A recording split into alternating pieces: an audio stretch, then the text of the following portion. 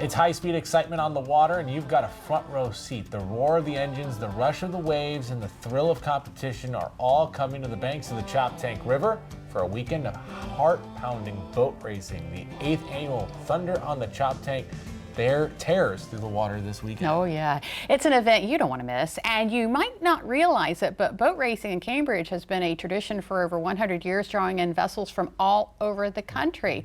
Peg Iwancio is a racer and member of the Kent Narrows Racing Association, and she joins us this afternoon in historic Studio D. Thanks for being here. Thanks for having me. Yeah, so tell us about your racing experience. I mean, specifically your first memories of boat racing. My first memories of boat racing.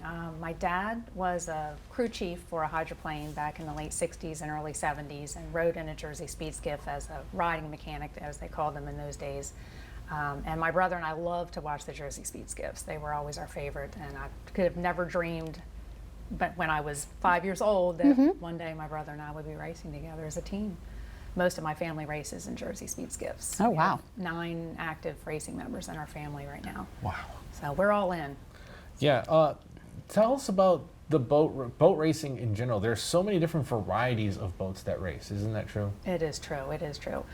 We raced in Madison, Indiana a couple of weeks ago, and they had boats that the largest hydroplanes on Earth, the Unlimiteds, were there, and then the smaller boats like what you're going to see in Cambridge this weekend.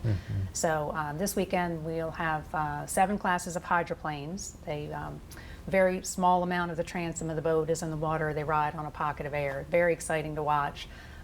Wind gusts and boat weight can be very dangerous for those boats. They really are racing on the edge. Those classes, depending on the size of the boat, top out at between 75 and 120 miles an hour. We'll also have flat bottom ski boats. They run at around 100 miles an hour. And the boat that my family races, the Jersey speed skiffs, top out at about 80 miles an hour. Wow. And of course, Thunder on the Choptank, as we said, is this weekend. How's that all set up? I mean, are there several races throughout the days? Yes, there'll be races all day long on both Saturday and Sunday, starting at about 10:30 in the morning. We race what they call a qualifier early in the day, and then in classes where there are eliminations, if you make it through the qualifier, then you race in the final in the afternoon. And that'll be happening on both days.